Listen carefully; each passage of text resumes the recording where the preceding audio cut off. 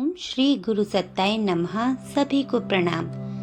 परम पूज्य गुरुदेव अपनी पुस्तक में गायत्री महाविज्ञान में कुछ लोगों के अनुभव लिखते हैं जिन्होंने गायत्री का जाप करके अपने जीवन को सफल बनाया। अपने सारे कष्टों का निवारण सिर्फ गायत्री मंत्र से, उसके अनुसार व्यवहार और आचरण करने से किस प्रकार उन्होंने अपने जीवन में सफलताएं प्राप्त की। जैसे बड़ौदा के मंजूसार निवासी श्री मुकुट राम जी महाराज गायत्री उपासना में परम सिद्धि प्राप्त कर गए। प्रायः 8 घंटे नित्य जप करते थे। उन्हें अनेकों सिद्धियां प्राप्त थीं। दूर देशों के समाचार वे ऐसे सच्चे बताते थे मानो सब हाल आँखों से देख रहे हों। पीछे परीक्षा करने पर वे समाचार 16 आने सच निकलते।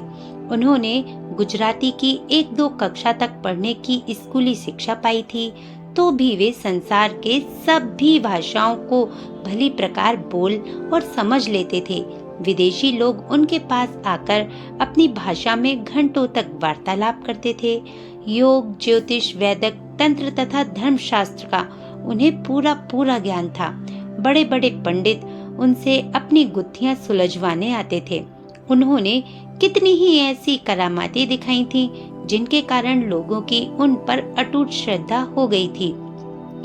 बरसोरना में एक ऋषि राज ने 7 वर्ष तक निराहार रहकर गायत्री पुरुषचरण किए थे। उनकी वाणी सिद्ध थी, जो कह देते थे वही होता था। देवप्रयाग के विष्णु दत्त जी वानप्रस्थी ने चांद्रायण व्रतों के साथ 1.25 लक्ष जप के साथ अनुष्ठान किए थे। इससे उनका आत्मबल बहुत बढ़ गया था। उन्हें कितनी ही सिद्धियां मिल गई थी। लोगों को जब पता चला तो अपने कार्य सिद्ध कराने के लिए उनके पास दूर दूर से भी आने लगे। वानप्रस्थी जी इस खेल में उलझ गए। रोज रोज बहुत खर्च करने से उनका शक्ति भंडार चुक गया। पीछे उन्हें बड़ा पश्चाताप हुआ और फिर मृत्यु काल तक एकांत साधना करते रहे। बिठूर के पास खांडेराव नामक एक वयोवृद्ध तपस्वी एक विशाल खिरनी के पेड़ के नीचे गायत्री साधना करते थे। एक बार उन्होंने विराट गायत्री यज्ञ का ब्रह्म भोज किया। दिन भर हजारों आदमियों की पंगतें होती रहीं। रात 9 बजे भोजन समाप्त हो गया। भोजन अभी कई हजार आदमियों का होना शेष था। खांडेराव जी को सूचना दी गई। उन्होंने आज्ञा दी, गंगा जी में से 4 कनस्तर पानी भरकर लाओ और उसमें पूड़ियां सिकने दो। ऐसा ही किया गया। पूड़ियां घी के समान स्वादिष्ट थीं। दूसरे दिन 4 कनस्तर घी मंगवाकर गंगा जी में डलवा दिया। स्वर्गीय पंडित मोतीलाल जी नेहरू का जीवन उस समय के वातावरण के कारण यद्यपि एक भिन्न कर्तव्य क्षेत्र में व्यतीत हुआ था, पर जीवन के अंतिम समय में उनको गायत्री का ध्यान आया और उसे जपते हुए ही उन्होंने जीवन लीला समाप्त की। इससे विदित होता है कि गायत्री का संस्कार शीघ्र ही समाप्त नहीं हो जाता, वरन आगामी पीढ़ियों तक भी प्रभाव डालता रहता है। पंडित जी के पूर्वज धार्मिक प्रवृत्ति के गायत्री उपासक थे और उसके प्रभाव से उनको भी मृत्यु काल जैसे महत्व के अवसर पर उसका ध्यान आ गया था। अहमदाबाद के श्री डाहा भाई रामचंद्र मेहता गायत्री के श्रद्धालु उपासक और प्रचारक हैं। इनकी आयु 80 वर्ष है। शरीर और मन में सतोगुण की अधिकता होने से वे सभी गुण उनमें परिलक्षित होते हैं जो महात्माओं में पाए जाते हैं। दीनवा के स्वामी मनोहर दास जी ने गायत्री के कई पुरुषचरण किए।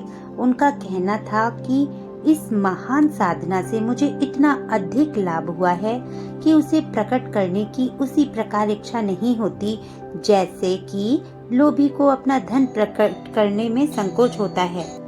प्रयाग के पास जमिनीपुर ग्राम में रामनिधि शास्त्री नामक एक विद्वान ब्राह्मण रहते थे। वे अत्यंत निर्धन थे, पर गायत्री साधना में उनकी बड़ी तत्परता थी। एक बार 9 दिन उपवास करके उन्होंने नवाहन पुरुषचरण किया। पुरुष चरण के अंतिम दिन अर्धरात्रि को भगवती गायत्री ने बड़े दिव्य स्वरूप में उन्हें दर्शन दिया और कहा, तुम्हारे इस घर में अमुक स्थान पर अशर्फियों से भरा घड़ा रखा है, उसे निकालकर अपनी दरिद्रता दूर करो। पंडित जी ने घड़ा निकाला और वे निर्धन से धनपति हो गए। बहालपुर के राधा बल्लभ तिवारी के विवाह से 16 वर्ष बीत जाने पर भी संतान न हुई। उन्होंने गायत्री उपासना का आश्रय लिया। फलस्वरूप उन्हें एक कन्या और एक पुत्र की प्राप्ति हुई। प्राचीन काल में दशरथ जी को गायत्री द्वारा पुत्रेष्टि यज्ञ करने पर और राजा दिलीप को गुरु वशिष्ठ के आश्रम में गायत्री उपासना करते हुए गो दुग्ध का कल्प करने पर सुसंतति की प्राप्ति हुई।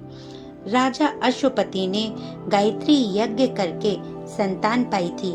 कुंती ने बिना पुरुष संभोग के गायत्री मंत्र द्वारा सूर्य को आकर्षित करके कर्ण को उत्पन्न किया था। दिल्ली में नई सड़क पर श्री बुद्धूराम भट्ट नामक एक दुकानदार हैं। इनके 45 वर्ष की आयु तक कोई संतान न थी। उपासना में उस ढलती आयु में उन्हें पुत्र प्राप्त हुआ जो बड़ा ही सुंदर तथा होनहार दिखाई पड़ता था। गुरुकुल वृंदावन के एक कार्यकर्ता सुदामा मिश्र के यहाँ 14 वर्ष से कोई बालक जन्मा ही नहीं था। गायत्री पुरुष चरण करने से उनके यहाँ एक पुत्र उत्पन्न हुआ और वंश चलने तथा घर के किवाड़ खुले रहने की चिंता दूर हो गई। सरसई के जीवन लाल वर्मा का 3 वर्ष का होनहार बालक स्वर्गवासी हो गया। उनका घर भर बालक के विक्षोभ से उद्विग्न था। उन्होंने गायत्री की विशेष उपासना की। दूसरे महीने उनकी पत्नी ने स्वप्न में देखा कि उनका बच्चा गोदी में चढ़ आया और जैसे ही छाती से लगाना चाहा कि बालक उसके पेट में घुस गया है। इस स्वप्न के 9 महीने बाद जो बालक जन्मा वह हर बात में उसी मरे हुए बालक की प्रतिमूर्ति था। इस बच्चे को पाकर उनका शोक पूर्णतया शांत हुआ। बैजनाथ भाई रामजी भाई बुलारे ने कई बार विद्वानों के द्वारा गायत्री अनुष्ठान कराए। उन्हें हर अनुष्ठान में आश्चर्यजनक लाभ हुआ। 6 कन्याओं के बाद उन्हें पुत्र रत्न की प्राप्ति हुई। 17 साल पुराना बवासीर अच्छा हुआ और व्यापार में इतना लाभ हुआ जितना कि इससे पहले उन्हें कभी नहीं हुआ। डोरी बाजार के पंडित पूजा मिश्र का कथन है कि हमारे पिताजी पंडित देवी प्रसाद जी एक गायत्री उपासक महात्मा के शिष्य थे। पिताजी की आर्थिक स्थिति खराब थी। उनको दुखी देखकर महात्मा जी ने उन्हें गायत्री उपासना बताई। फलस्वरूप खेती में भारी लाभ होने लगा।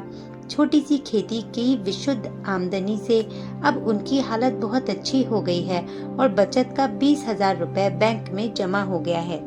गुजरात के ईडर रियासत के निवासी पंडित गौरी शंकर रेवा शंकर याज्ञिक ने 15 वर्ष की आयु से गायत्री उपासना आरंभ कर दी थी और छोटी आयु में ही गायत्री के 24 लाख के 3 पुरुष चरण किए थे।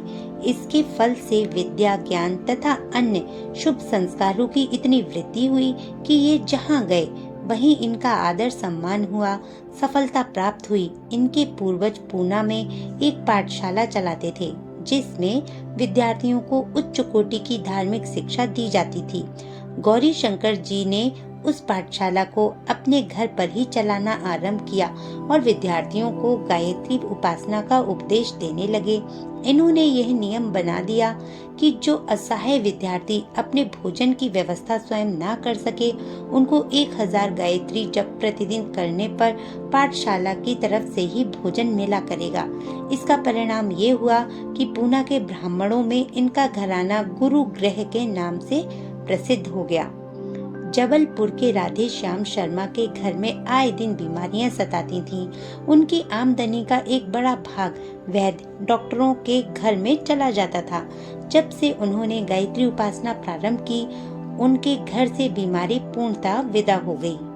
श्री गोवर्धन पीठ के शंकराचार्य जी ने अपनी पुस्तक मंत्र शक्ति योग के पृष्ठ 167 पर लिखा है कि राव मामलतदार पहाड़पुर कोल्हापुर वाले गायत्री मंत्र से सांप के जहर को उतार देते हैं। आज के लिए इतना ही। सभी का धन्यवाद। आपका दिन शुभ हो। ओम शांति।